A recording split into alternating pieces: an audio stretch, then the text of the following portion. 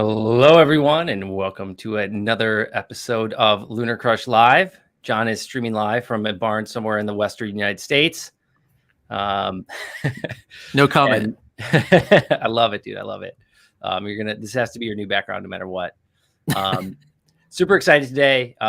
We've got Kadena, we got Stuart Popejoy and Francesco Melpignano. He's going to probably correct me on that when he gets on here. But just a reminder to everyone, we do not take payment for our live streams. We bring on cool, fun, and exciting people who have dedicated their careers and lives to crypto. Sounds like these two folks have. Make sure you get in there and ask some questions. We'll probably be taking questions from Twitter today. So if you can reply and comment on the Twitter post where this is streaming from, we'll try and pull some of those things if there's some good ones out there, and hit that subscribe button. We've got a lot of fun live streams coming up here in the near future. So you good today, John? Everything's good? Got enough coffee? I'm so happy. I'm doing so good today. And yes, I've had twice as much coffee as I should have had. So let's go, man. All right, dude. Without further ado, Francesco, Stuart, how are you guys doing? Great. How are you doing? Thanks for having us on. Of course. So we always like to start. Say it again. Thank you for having us on. Really appreciate it. And you did a good job pronouncing the name, by the way. Awesome. Well, I'm a Vizzani, so we're a little close. But so we always like to start the live stream with where are you guys in the world and what's it like there? And maybe, Stuart, we can start with you.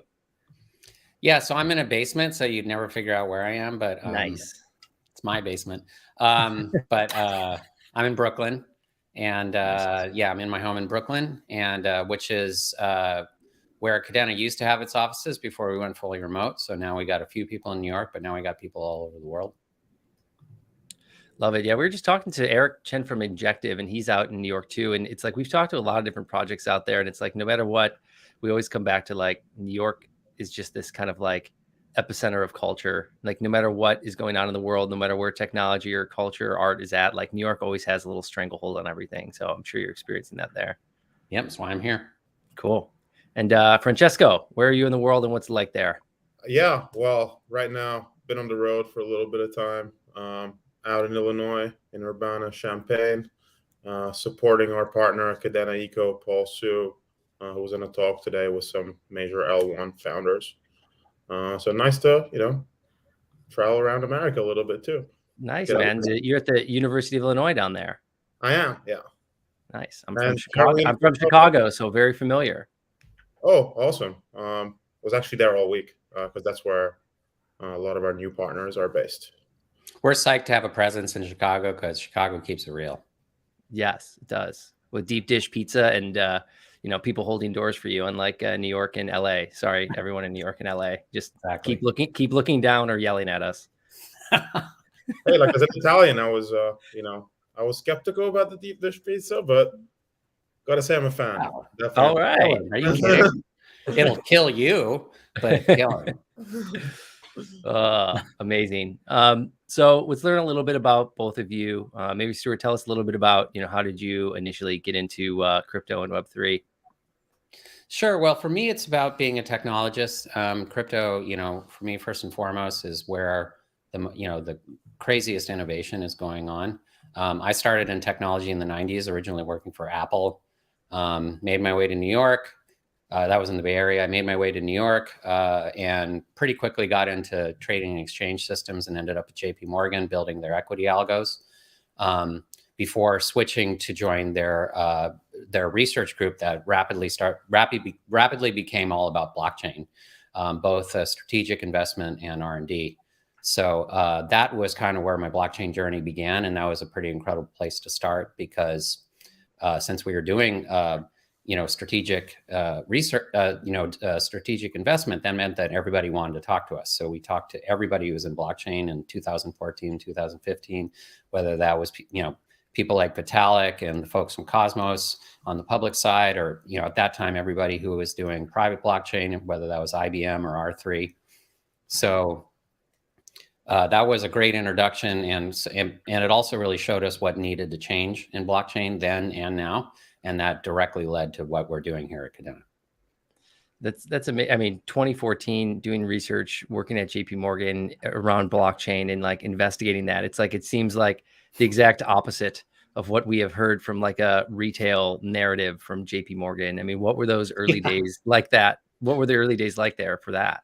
Oh, I mean, it was incredibly supportive. I mean, JP is huge, you know, it's like 200, 300,000 employees. I mean, it's monstrous. So, you know, there definitely can be, you know, something going on over here and something that, and then Jamie Dimon's off doing whatever he wants, you know? So, yeah, so that stuff never got in our way one bit. You know, and the other thing is, you know, JP ended up being continued to innovate in blockchain after we were there. So, you know, it's one of those things, like from a technology point of view, it was a no-brainer then. It's a no-brainer now. You know, they were honestly, you know, on the cutting edge. So it was a really exciting place to be at the time. It's awesome. That's very refreshing to hear. Francesco, tell us a little bit about your history. How did you get into crypto and Web3? Yeah, so my background is as an engineer. Before Kadena, I was an entrepreneur. I had my own robotics company.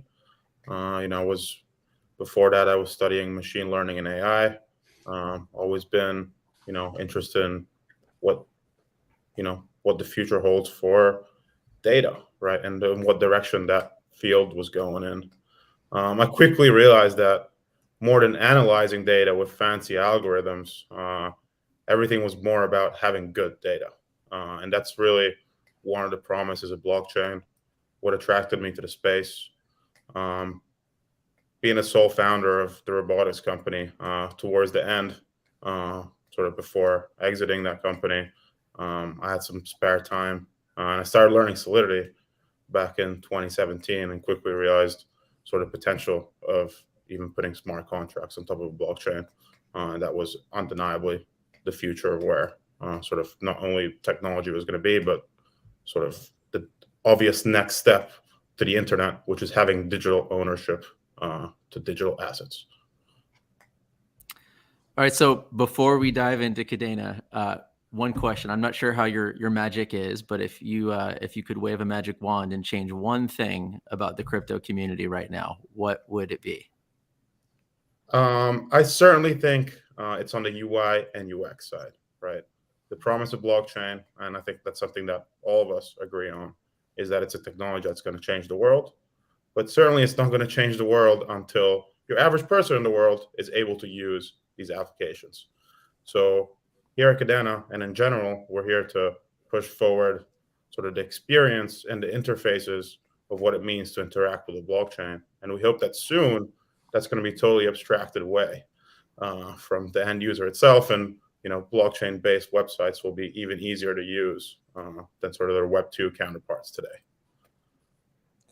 So I almost want to jump all the way to my question, like all the way at the end, but we can go. But like I'm excited to touch a little bit about you guys saying, you know, the wallet integration and not needing a private key and interacting with the DApp. Like I'm excited to kind of dive into that here in a little bit. Stuart, what would you change?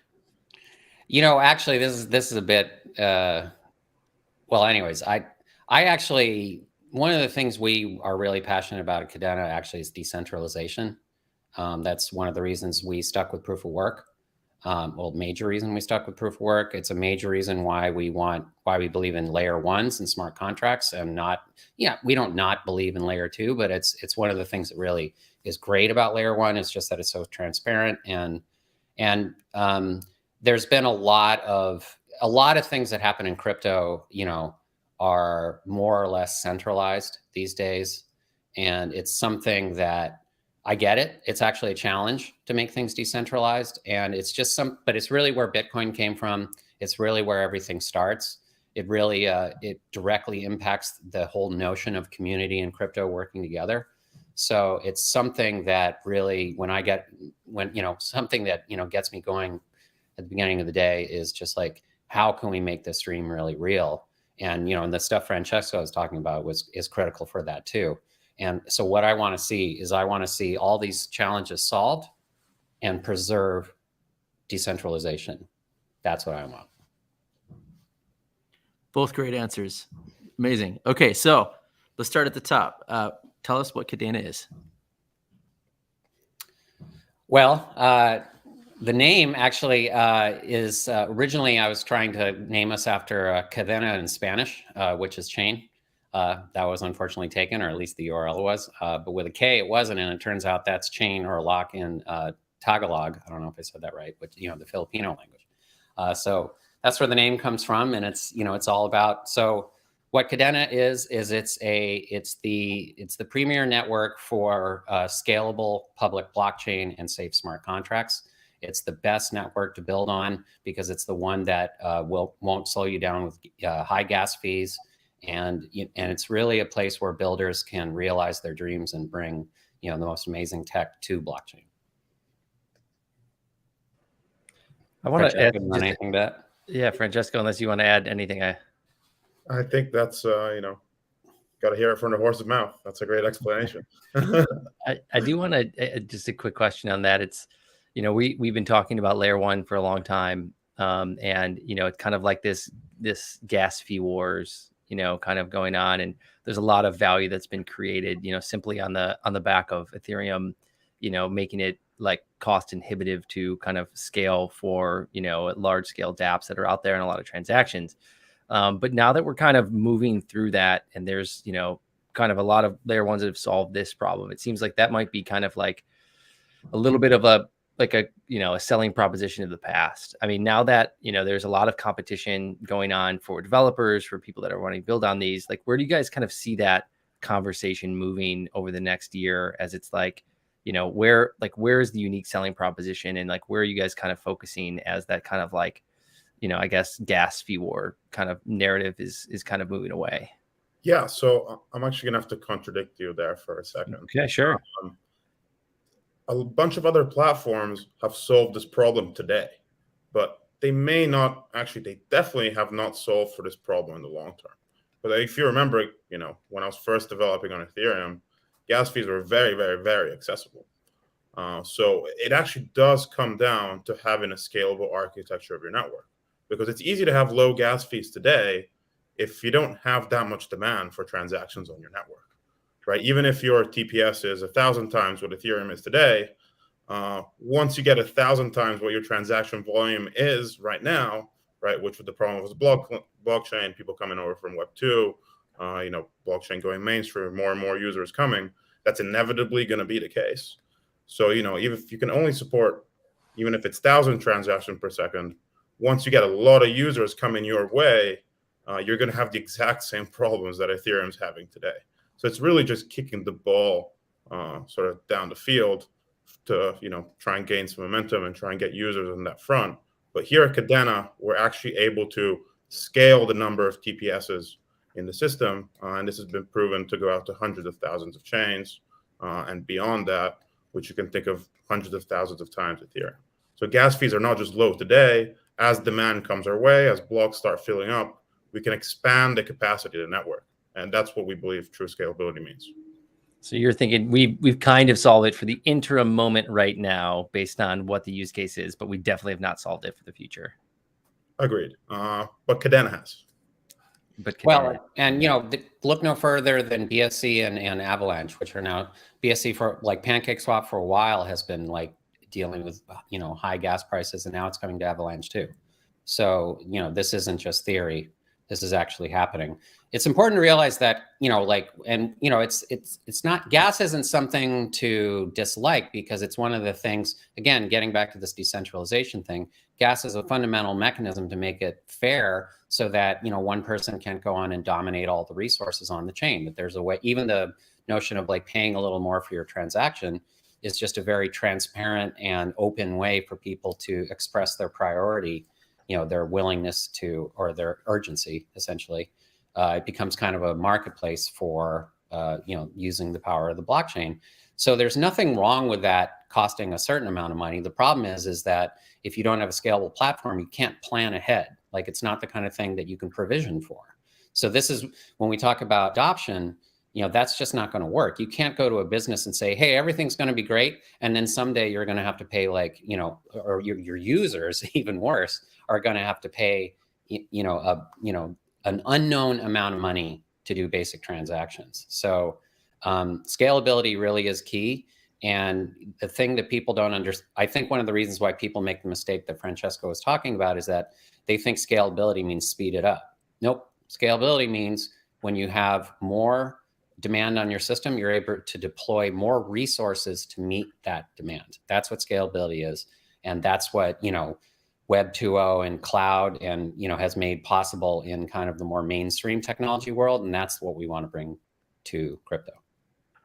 So how do you still yet maintain a secure and fair network while providing no cost or low cost fees as it scales? Well, that's our secret sauce, as it was, but it's not very secret. It's basically that my co-founder Will, took a design that was around, actually talked about in 2014 for Bitcoin, and then it was actually to improve its security, which is to make Bitcoin run on 2 chains that constantly reference each other. And the idea being that if you have, now you have to reference another chain every time you make a block, that actually makes it a more harder to, because this was around the time of Mt. Gox. This was when people were concerned about 51% attacks on Bitcoin. Not so much of a problem today. Right.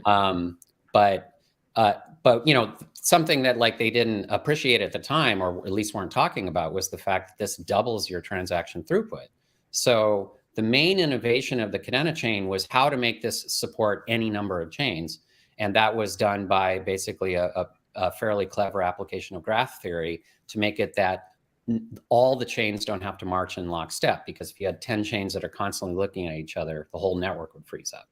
So whereas ChainWeb, the algorithm that powers Kadena, allows there to be a little bit of flexibility in there so that miners are mining to all the chains kind of move forward, the network makes progress. And most importantly, we launched with 10 chains. So that was already 10 times the capacity of Ethereum.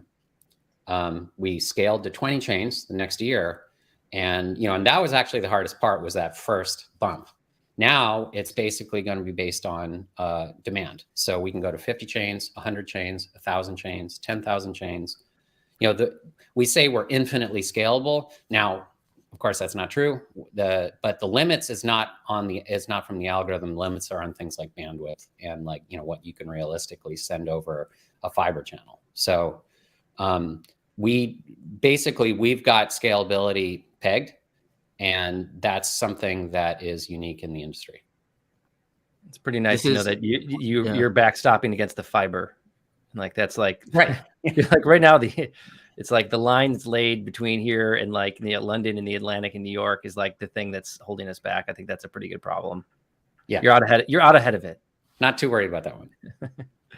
So super interesting discussion. Cause you just think of where we're at with dApps being built, adoption, number of users, number of holders, number of transactions across all of the ecosystem. And you think where we are today and say where we're going to be in, call it a year at this rate, but 5 years, 10 years down the road.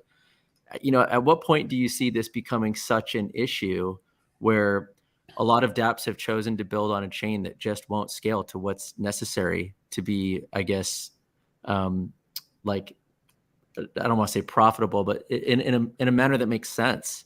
What do you do if you have something that requires tons of transactions, but you're paying ETH gas fees, as an example? Or what if you build another chain that said that they had low gas fees, that now all of a sudden, as the ecosystem grows, it doesn't quite work. The economics don't quite work the same with what they had structured. I guess, how do you look at where we're at versus where we're going? And do you see other chains failing, or do you see this sort of being this multi-chain world that Ethereum figures out a better way to scale? How do you see things evolving here over the next few years? Yeah. So I'd love to actually put that in a good light, because, if we do end up having these problems, it means that, the promise of blockchain is becoming true. Scalability, gas issues, as we were saying before, are totally related to the number of people trying to use said blockchain. So, it's for Kadena, it's a huge leg up, because we've thought of sort of these issues years before they even happen. We were talking about these problems what Stuart was saying about the examples of BSC and Avalanche. Those things aren't necessarily totally evident until it happens in practice, right? So, we're here and ready to, host the next generation of mainstream apps on Kadena that will scale not just today, but 10, 50, 100 years down the line. Yeah, and to answer your question about multi-chain, I actually think it is a multi-chain world. I think that was kind of the big thing coming out of 2021, and actually had a lot to do with, us kind of coming into the limelight, was, that, and like the story of 2020 that kind of led to that was that Ethereum was unable to, to move forward on their scaling plans at the time and couldn't give a realistic. Basically, 2020 is when people started to lose faith in Ethereum having a solution that was going to show up in any kind of predictable time frame.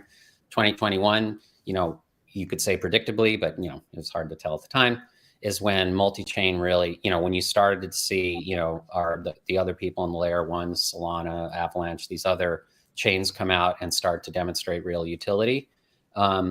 So we represent a kind of pure play, and and that's why I talk about decentralization too. We're big believers in layer one, and because we feel layer one takes the promise of Bitcoin and Ethereum and basically doesn't change it and just makes it and just solves the problems that it inherently has. But the stuff happening with rollups and all the layer two stuff definitely has a place, and that's increasingly where Ethereum is going to go. I could quibble about the advantages of layer one over layer two, but I'm not going to say that doesn't have an important place in the ecosystem, especially once it finds its way to bridge technology. There's so that's an example of two clear different paths. There's one that's more based on rollups, as opposed to one that is, one like Kadena that is based on just scaling layer one. And I don't see any reason why those can't coexist. Stuart, can you just clarify layer two in your mind? For layer two, for some people, it's like the token and dApp ecosystem that's built on top of the layer one. For layer two, are you referencing something a little bit different? Yeah, sorry. No, layer two in this context means, the original layer two is a Lightning network, Gotcha. A Lightning payments network. So it's something that sits above the layer one network and makes it possible to transact fast. But there is always a trade-off, usually in terms of security, decentralization. And, again, this is software engineering. Trade-offs are real. There's nothing necessarily wrong with making a particular trade-off. And indeed, layer two solutions work for Kadena too. We don't have as much need for them, but there's no reason why someone couldn't employ a layer two solution into Kadena. So what we're seeing now, for instance, what Vitalik's been talking about for ETH2O is ETH2O really moving towards this, using zero knowledge and some of these other technologies to make it possible to do a bunch of transactions that basically settle onto the main chain. And again, that's a very valid approach for certain kinds of use cases. But it does, it changes. Again, it's a trade-off. It's something where it's still not as transparent and as easy to understand as what's going on, with something like Uniswap on ETH or with any of the dApps that are running on the Kadena ecosystem, whereas really what you see is what you get.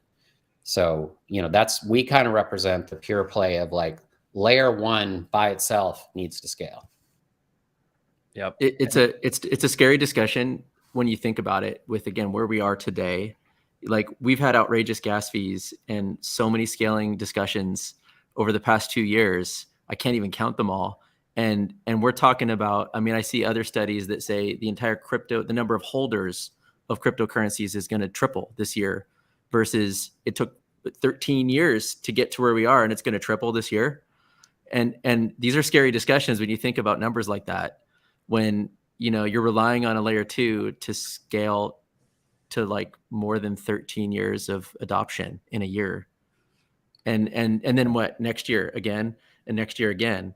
Yeah. And so it's this becomes a major deal. Scalability seems to be the main point to solve.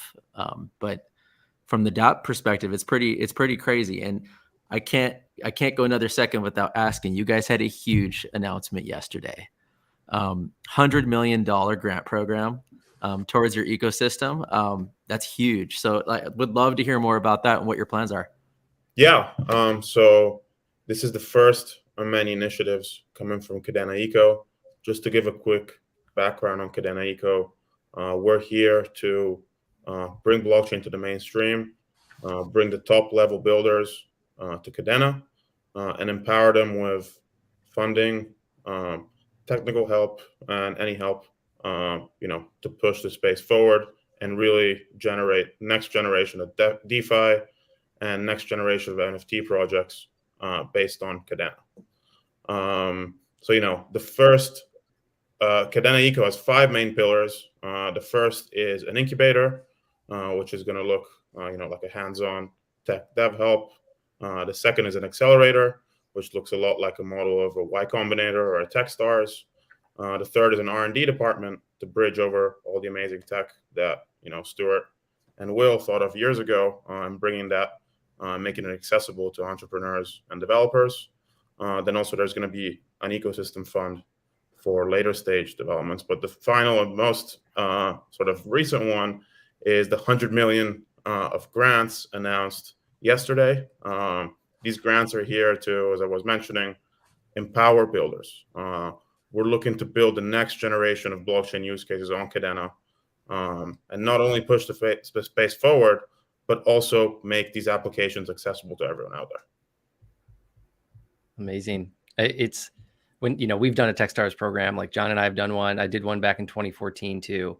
And when you think about being like, I'm sure Francesco, that's why you're at U of I right now, and you're going to hit every university and every, every school over the next like 2 years, just like, pumping this money into the ecosystem. And it's like, you guys aren't alone with the amount of capital that's out there for these entrepreneurs. And it's so like when we if we're all just cheerleaders for a second for the industry, and you think about being an entrepreneur and being 22 or 25 years old, and like, where do you go build your business right now?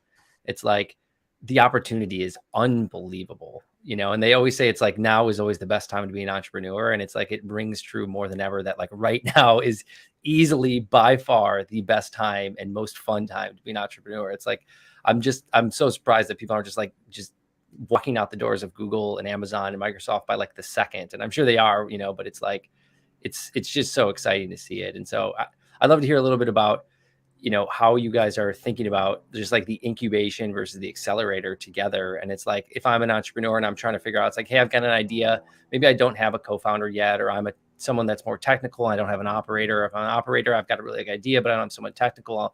I'm assuming that might be more incubation, where accelerators like, hey, we're a mini team and we've got a decent idea and we want to get out to the world.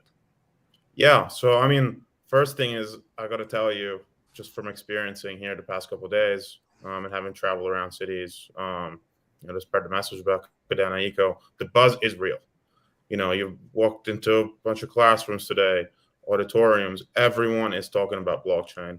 All the new kids on the block want to be entrepreneurs in the blockchain space, whether they're studying computer science or not, which is awesome. We're seeing sort of this next wave of people getting pulled in to blockchain, regardless of what their skill set is, right? Before, I think in Web 2, a lot of making apps and, building social networks and that type of thing was more of a buzz amongst, computer science majors and the more technical crowd.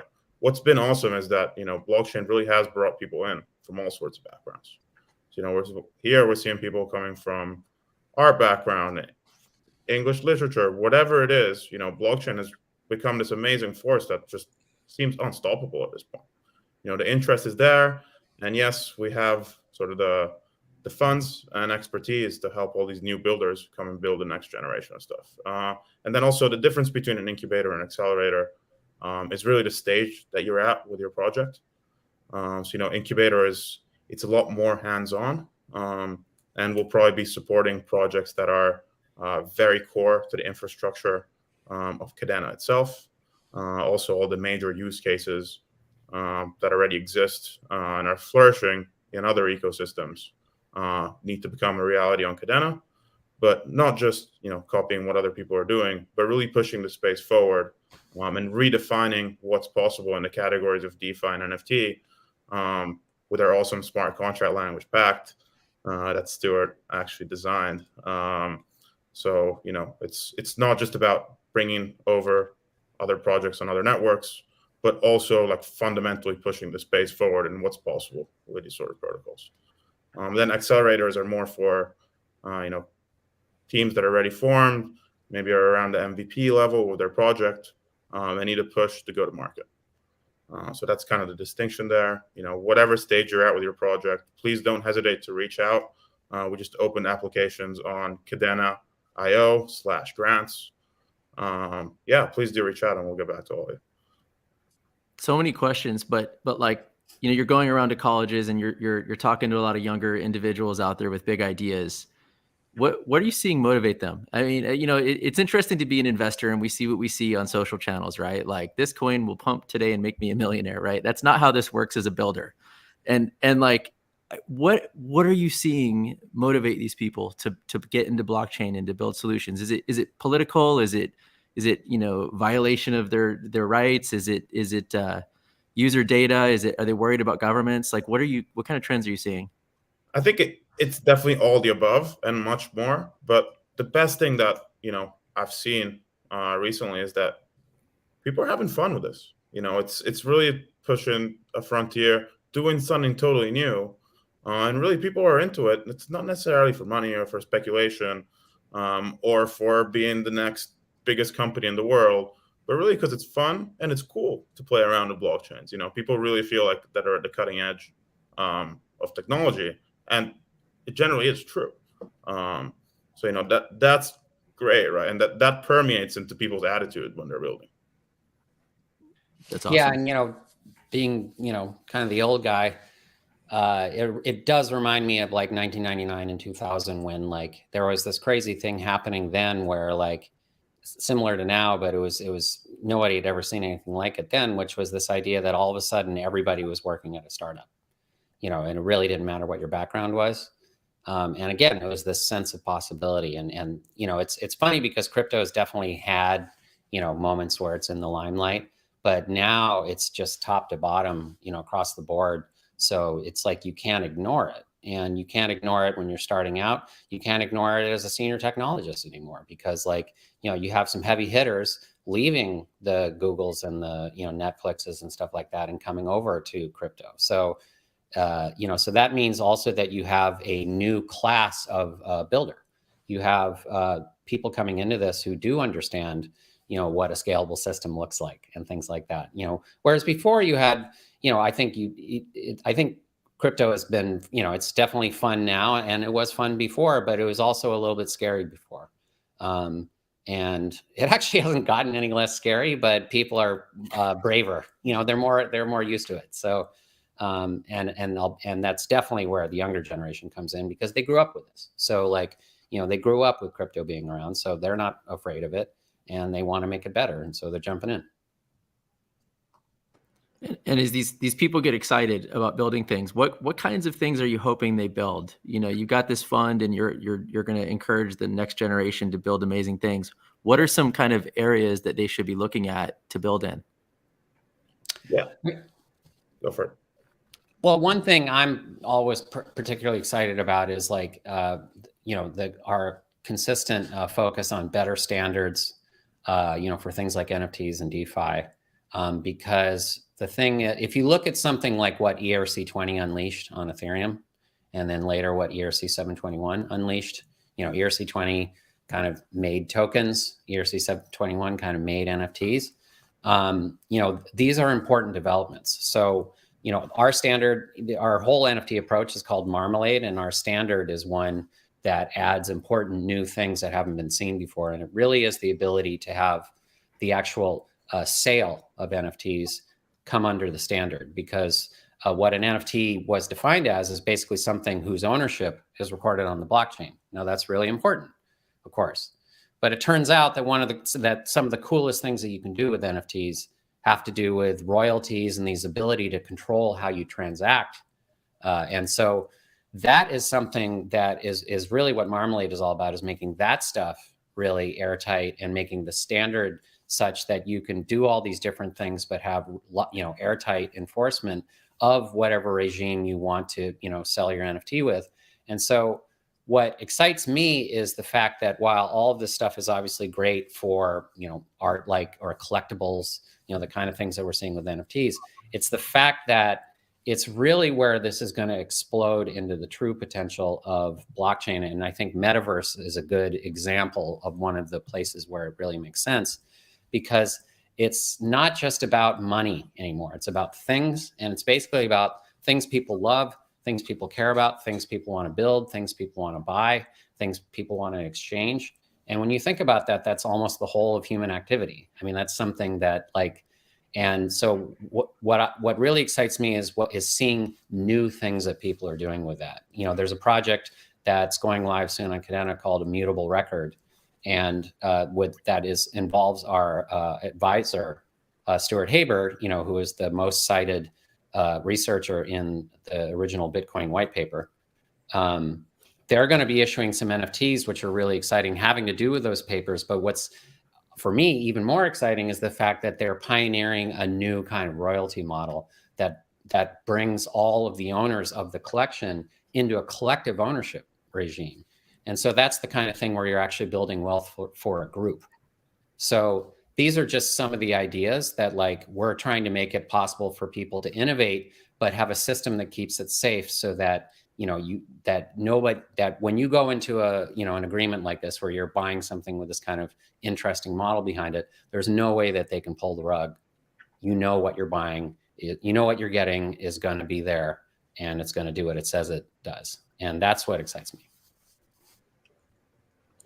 I love that. And we're finally hitting a spot in the cycle of Web3, where it's like all of the things that we've been talking about for the last couple of years seem to like potentially becoming a little bit of a reality, you know, like mortgage-backed crypto, right? Like something that we've all talked about. It's like, oh, my, you know, having, you know, my mortgage that's like, you know, I can actually over collateralize on something. And like all these folks that have owned Bitcoin for so long can finally buy a house with it. Right. And it's like that generation's kind of finally kind of seen a little bit of the value. Because when you're talking about like 721 and ERC20 and trading and things, I mean, these are just other points of value, right? That finally like we have and we care about, versus just transactional crypto. And it's like that when you really think about it, like that is the beginning of the metaverse.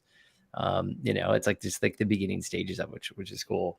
I do want to digress just really quickly. You guys have some of the best Twitter PFPs, like I think I've ever seen. I want to share. It's like, first off, like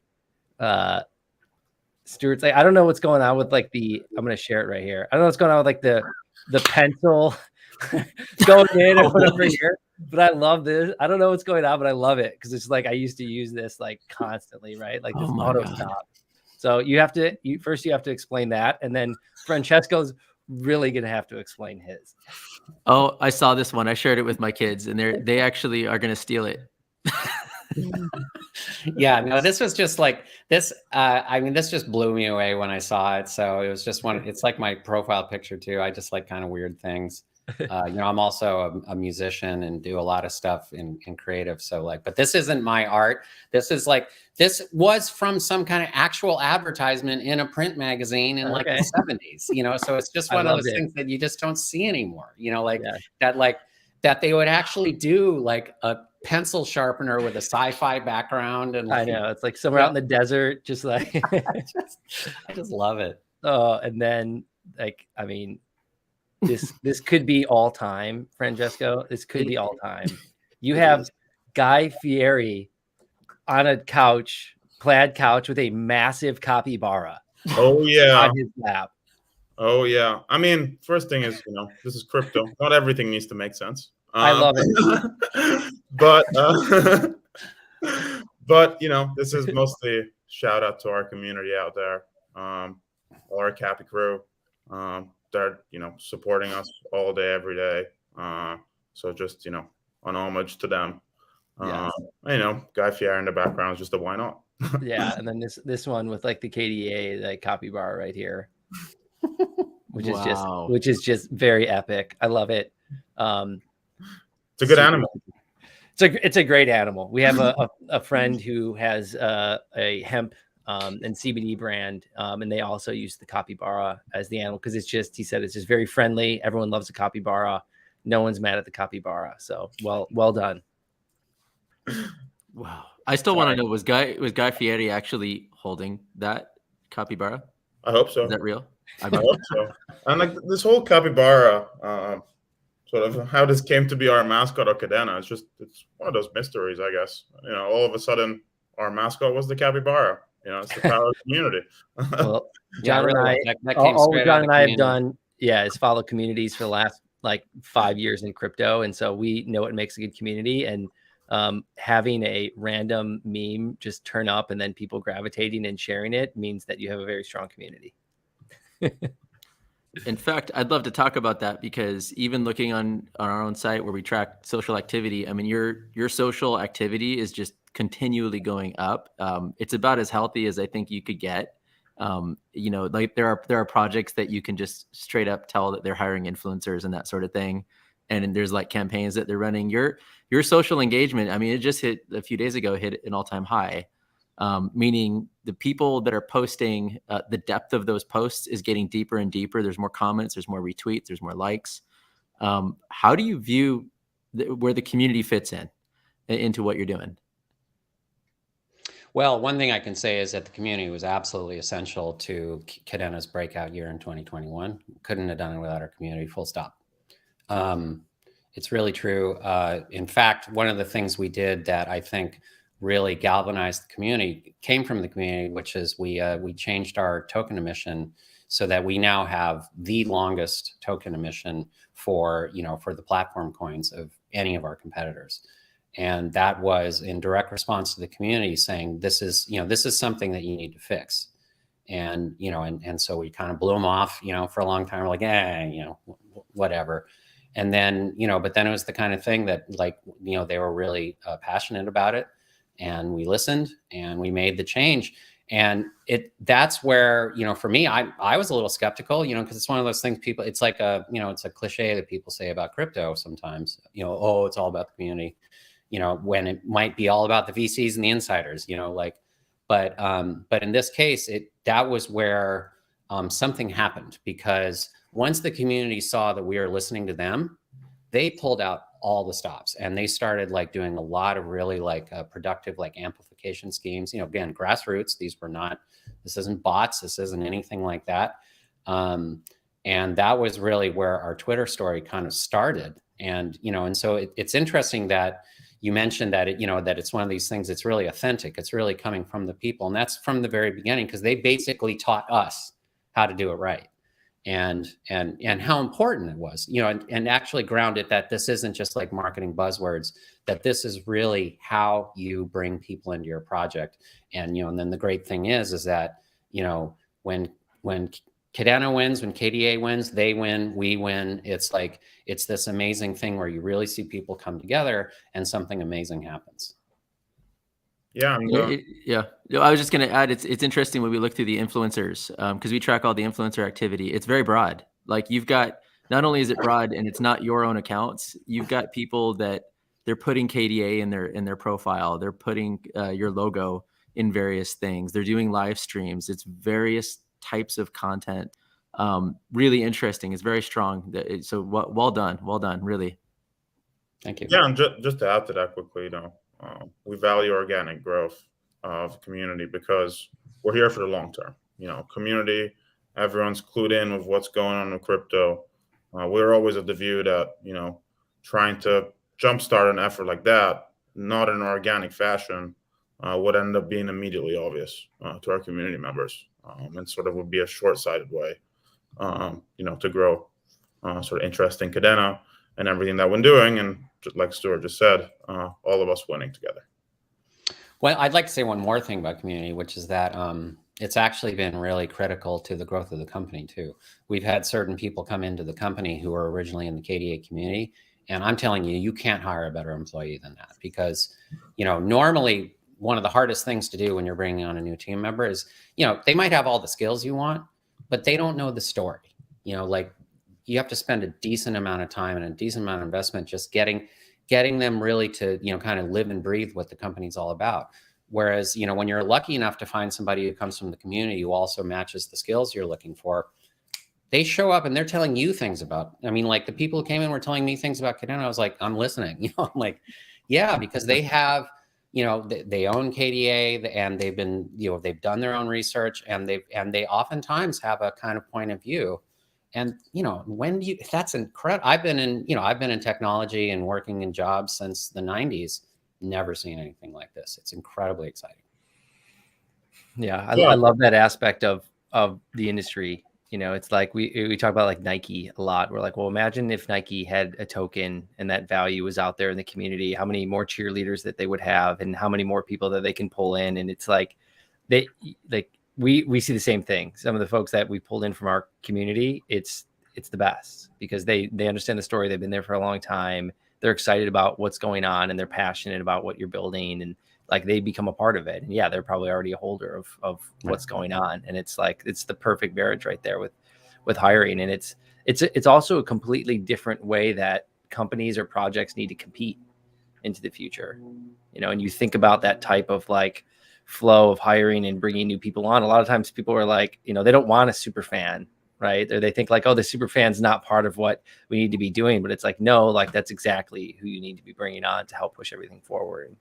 That's an interesting point because it kind of, you know, the way that companies are trying, you know, have transitioned, but the kind of transition to having influencers and a kind of different approach to marketing, you can still tell that it's just marketing, right? And I think that's one of the things that, like, especially when people, you know, people outside of crypto are critical of crypto, and, you know, and obviously there's some things to be concerned about, but that's the part that, you know, if there's ever something I'd be like, you guys really don't get it, there's something really amazing going on here, it's this. It's the fact that, you know, the connection between the community and the project is so real and it's so substantive, and it's not just about marketing. It is about, you know, it's really what moves the project forward. It's, you know, it's unbelievable. Yeah. Yeah. And, you know, so being out here, spreading the word about Kadena Eco, looking for entrepreneurs, talking to some investors, some of the questions I get are like some pretty old school VC thinking, like, what's your moat? Something like that, right? Like, oh yeah, I remember that. I remember like pick up your stuff and just like slowly walk out. And it's just like, hey, like, we don't just have a moat. We've got an entire army, hundreds of thousands strong out there, you know? I love that. So, Nice. you know, like community, like, you know, people have been talking about community from before crypto, but, you know, that crypto's kind of turned it on its head, because before sort of crypto and Web3, community looked a lot more like another word for customer, right? And now that like community can be a part owner of what you're doing, it totally flips that on its head, and like really, really brings us to what the word community actually means, right? And so like, just another example of that is, you know, Kadena, we've never really had a formal marketing department, but at the same time, we've had the biggest marketing department in the world. So this stuff is real. These are not just customers. These are, you know, it's community is officially an integral part of the team and everything that we do. So internally, yeah, go ahead, John. Internally, do you actually have resources that sort of help to facilitate that? Because I mean, one of the challenges I'm sure you face is there's no time zone. It's just 24/7, 365, and the community takes on their own narratives and everything. But like, you know, someone wants a T-shirt, someone wants to do a live stream, someone wants to do like, how do you staff around building that community? Yeah, so got to give a huge shout out to Jeff here. You know, he's the main person responsible for, you know, overseeing our community growth. I think there's much love in his regards from all the community. That, as I said, not just by himself, but by, you know, empowering community members who've shown willingness, you know, to be available and to answer questions, whether easy or hard, and sort of keep the narrative going 24/7 in every country in the world. Yeah, it's really that thing. And again, this is how community is not just a buzzword. It's that the only way you really keep a community going is you empower and engage the community to keep the community going. And like, and, you know, you build experts, you know, you make it that these folks are as knowledgeable as anybody about what Kadena is up to. And, you know, and they're already there, right? They're already in the right place, and, you know, and then they can bring people up into it. And it's really what, you know, kicked off in early 2021. And, but yeah, Jeff is the person who really helped us kind of, you know, get a plan together to figure out what we needed to do to really turbocharge that. And, but, you know, honestly, it goes right into what Kadena Eco is trying to do too, because, you know, that's what the grants are about, right? Is that, you know, the builders become part of the community too. It starts involving our core devs, you know, in the sense that they start interacting with some of these builders. You know, I mean, I think an interesting thing when we talk about community is it's interesting to look for, you know, analogs that, you know, for the real analogs, for the real examples of things like this before. And this is, why, you know, us bringing on someone like Dan Wiggins in the gaming field in Kadena Eco is so important, is because gaming is where you saw this stuff really happening before. And, you know, like things like, you know, building mods for, you know, started with Quake, but obviously with things like, you know, where you have entire games and entire, you know, all sorts of, you know, or whether it's metaverse type of stuff with like, you know, being able to like creatively, you know, make, you know, have things that you've creatively built inside of the ecosystem. But really this idea that like you have kind of significant components of your ecosystem being built by people in your community and being maintained by people in your community.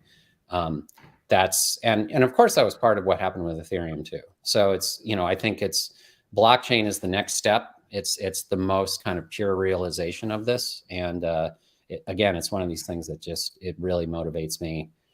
And is what I'm really looking forward to, seeing all the amazing things that happen coming out of this community.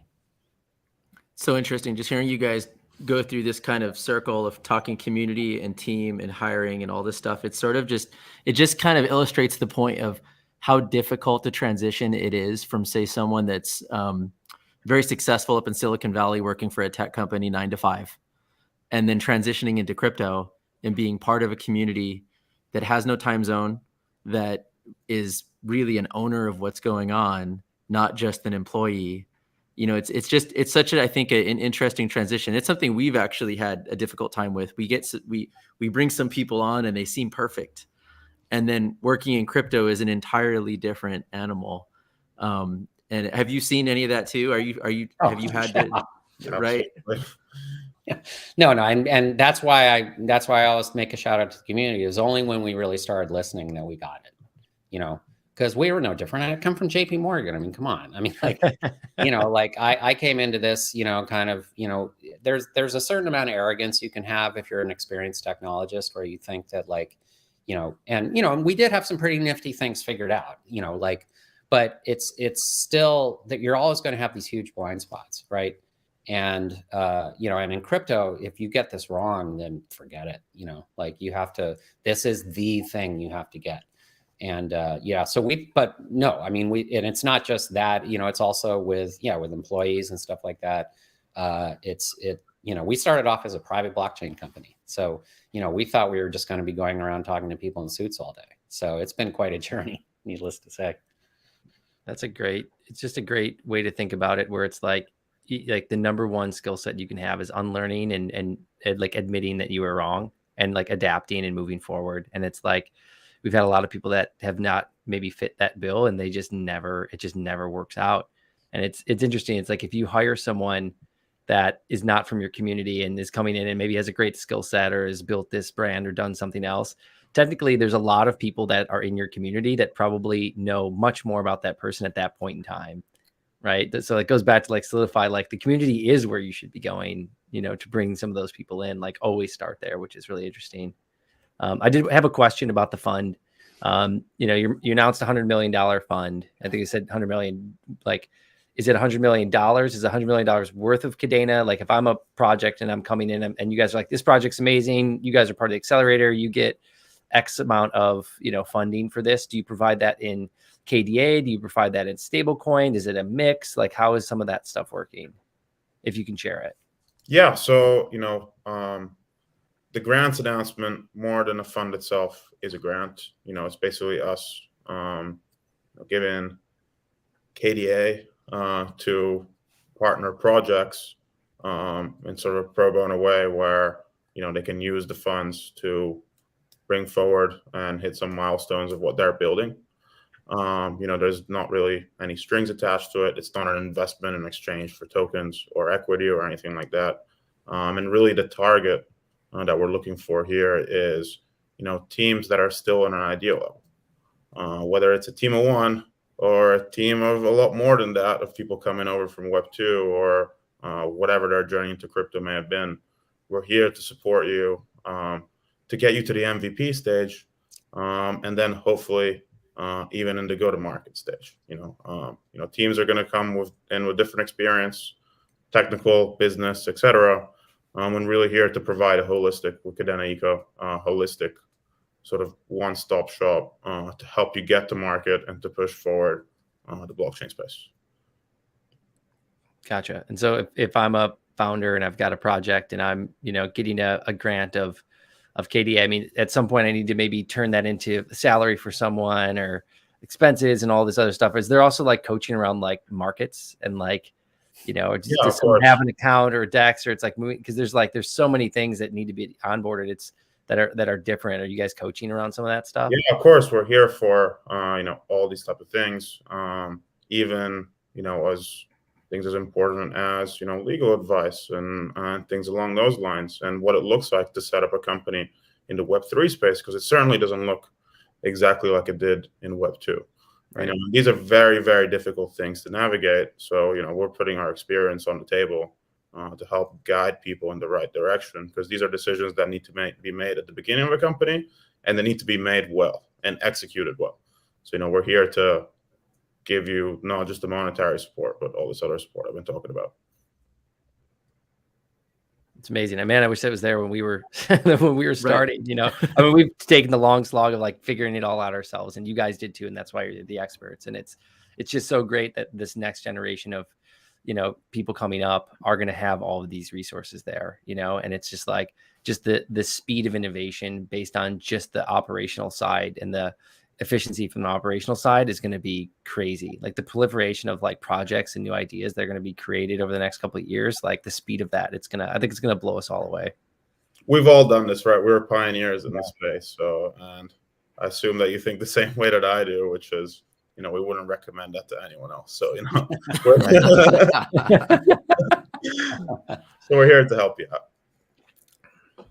I'd love to step back a little bit. We started talking about like building on Kadena, and you guys briefly mentioned Pact for smart contracts, and I was fascinated because I haven't dug in, but was briefly just reading through it on your site.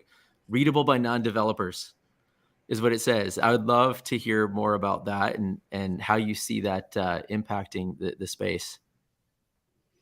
Right. So that was for us, that was really something really, really important, was that, and, it almost comes from like a almost naive view of smart contracts, like a circa 2014, 2015 view of smart contracts.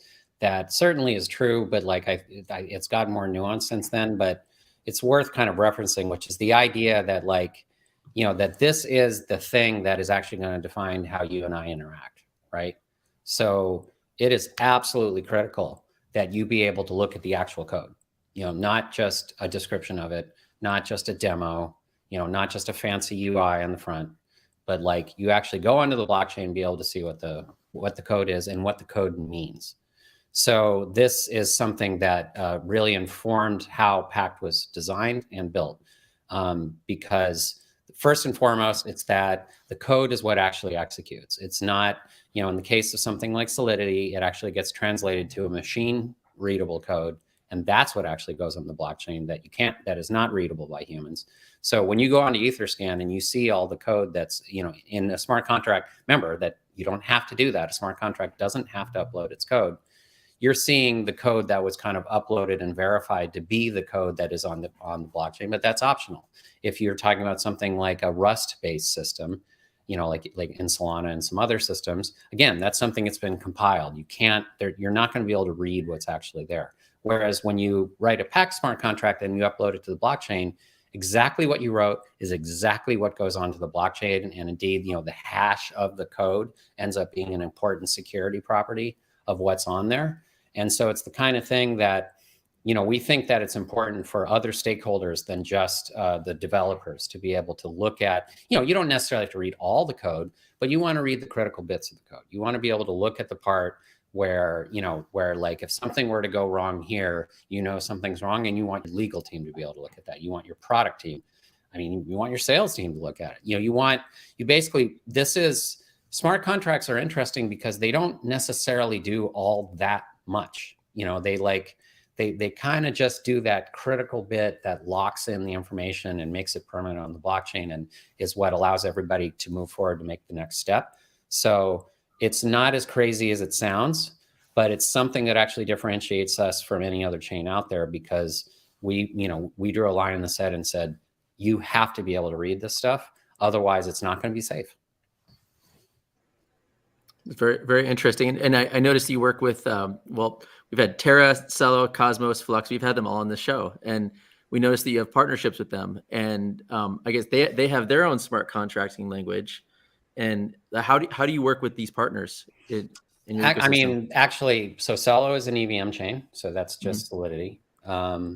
Terra is on Cosmos, where you actually code components in Go and compile them. So it's not smart contracts in the same way. It's more like kind of components that you plug in.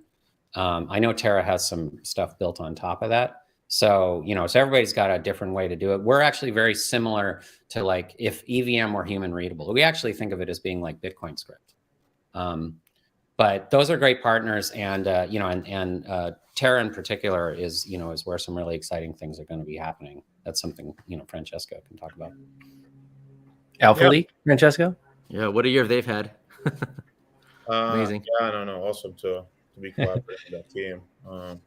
Joe and the rest of them are fantastic. So one thing that is going to happen that we'll have more news on is a bridge to the IBC ecosystem.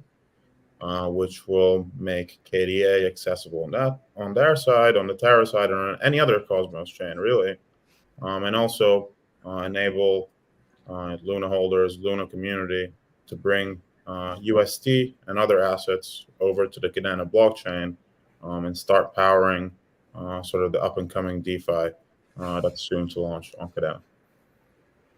And that's really the story for all a lot of these partners. I mean, the big vision for Kadena, if it is a multi-chain world, so like we're doing everything we can to make Kadena the layer one that has everything you need. And so I'd love to say that like the future is everything on Kadena, but it doesn't have to be that way. And we're not putting all our eggs in that basket. And that's why we work with partners who are like really forward thinking, like Celo, like Terra, like Polkadot, because what we actually see, one of the things we think proof of work is the best for, just bar none, is settlement. Like the idea being that if you settle a transaction on a proof of work system, you can take it to the bank forever. And so the idea being that since we're so scalable, we could become the settlement layer for all of the blockchains. So you could be doing a transaction that, starts on Terra, ends up on Polkadot, goes over to Celo, but everything ultimately settles because it's something that we're doing with DEX technology in the sense of like trying to think, how would you actually scale a single market? Like to solve that problem on Kadena means making it run on multiple chains within Kadena. Well, once we've solved that on Kadena, it naturally translates to having that DEX also run on Polkadot, also run on Terra, also run on Celo. And this ultimate vision is that, that Kadena becomes the ultimate settlement platform. I mean, one thing we say about Kadena, because it's true, is that today with our 20 chains, we could settle the entire US stock market on Kadena every day. And that would be, and it's important to note, that would be faster than the stock market settles. The stock market takes 3 days to settle or 2 days to settle. So, and remember, that's settlement. That's not, there's obviously a bajillion trades going on the stock market, but at the end of the day, everything settles, everything goes to who owns it. And we could do that today. So that's one vision that we have for how we kind of occupy a niche space in the multi-chain world. Could it settle the dark pools at Goldman as well? Sure.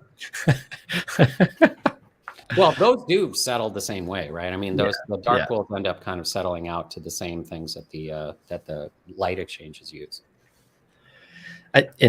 We don't have a ton of time left, but I did want to talk. I mean, we're talking about bridges a little bit, and it's like, when it's in essence, it's almost this other kind of like layer two, if you will, of like, now you have these kind of tokens that are cross-chain locked somewhere. And it's right now, I feel like it's probably one of the slowest parts of like the decentralized community. And like you guys talk about having like a user experience that's transparent. And it's like right now on some of the, the block explorers, when you send a transaction on a bridge, it says like, sent to like, dark pool or sent to like black hole, right? It's like we couldn't have come up with literally a worse word to use for a regular everyday user outside of black hole. Nothing worrisome about that. Totally fine. Things always come back from black holes. And so, it's just kind of interesting to think about that. I mean, what just bridges in general, just like lots of flaws, like it's where we're at today. Like, does that get solved in some other way, cross chain? Is there one settlement layer for that? Like, just would love to hear you guys' thoughts on those. Well, they are really hard. And, and one thing is that we had a pretty aggressive timeline that we laid out in 2021. And I'm not going to lie, we haven't met it, but it's because we underestimated how hard. And one of the differences with us is that we're not going to put something else. We're not going to put something out until we know it's safe. And let's face it, pretty much every bridge out there is like a time bomb right now. And of course, we've seen these like horrific attacks happen because, the security layer ones generally, we can quibble about the relative security. And of course, we think proof of work is more secure, but layer ones offer a certain amount of security. Yeah. And then when you go between them, where does that all go? So, having said that, I do actually think proof of work offers a better story for this, in the sense that like you can do things, to integrate kind of the way that we built a multi-chain system. We can have a multi-chain system with Bitcoin, for instance, like that. We could get it that Bitcoin could recognize headers from Kadena. We haven't gone that route yet because for any number of reasons, but the point being is that there are ways to approach this where you can leverage the security of the chains to do it, but it's not.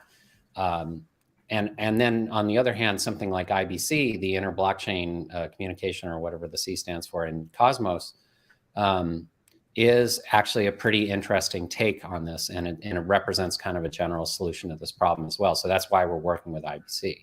So we want to be working with kind of fundamental technologies there, and not just like some of the other things we've seen, which are basically like glorified multi-sigs, or if that, but it's a thorny problem, honestly. It's not, it's not something I would say layer ones are particularly good at. Oh, just to add to that, though, Kadena is a multi-chain architecture. So sort of some of the primitives that we have in our smart contract language and the logic just around how the raw architecture of Chainweb is built puts us at a big advantage to be able to do, multi-chain transactions. Because, you could see a world where doing something from chain 0 to chain 10 in existing Kadena could look very similar to doing something on chain 0 on Kadena and on Terra on the Cosmos side. Yeah. And interestingly enough, or at least me, is or at least something unique about Kadena is that KDA, the platform token, is implemented as a fungible token smart contract. So everything we do to move KDA between our chains, any other token can do in the exact same way, because we just do it with Pact. Pact has built-in primitives to do this like two-step process to move one token safely to another chain. You can do that with tokens. You can do that with NFTs. You can do that. And the point is that we've dog-fooded that technology for our tokens, so it works. It's not something you don't have to feel nervous, because like KDA is going around between the chains all the time. So we have the only truly trustless decentralized bridge in production, because it's the foundational technology of what makes our network. Yeah. That's kind of what I was thinking. It's like you're already spinning up multiple chains at the same time that are all working together. It's almost like Tesla starting a car company in 2012. It's like you don't have this legacy. It's like it's built natively kind of into what you guys are doing. Right. Yeah, and just to add to that again, it's just, I feel safe when bridges between blockchains will be secured by math and not individuals. Yes. I love it. Interesting. Amazing, you guys. Well, John, you got anything else? Well, we could do another hour here, but like you guys have 5 more hours. I mean, I don't know. Well, look, I just would love to know a little bit more about you guys. Like, who are you guys? Like, what do you do for fun? How do you stay healthy in this crazy space? Francesco? Sure. Well, I'm from a seaside town in the south of Italy, so I gotta say I'm a big fan of water sports. Try to kite surf when I can. There hasn't been an occasion for that anytime in the recent past, but hopefully we'll get out at some point this summer. And maybe here in Chicago. I think I'm going to be up here in the Midwest a lot more than I thought in the past. It's awesome. Francesco is also a killer DJ, and I'm a musician. So like that's something we exchange vinyl, like records and stuff like that. So yeah, for me, it's all, it's all about like, I play bass and keyboards. So, and I have a few bands. So it's something that it's a love of mine. So it's something, and actually it always ends up kind of like being interesting to think about, especially as like NFTs kind of move into the music space. It's always interesting to be able to talk to other artists and see what they're thinking about it. So but yeah, it also just gets my mind off crypto.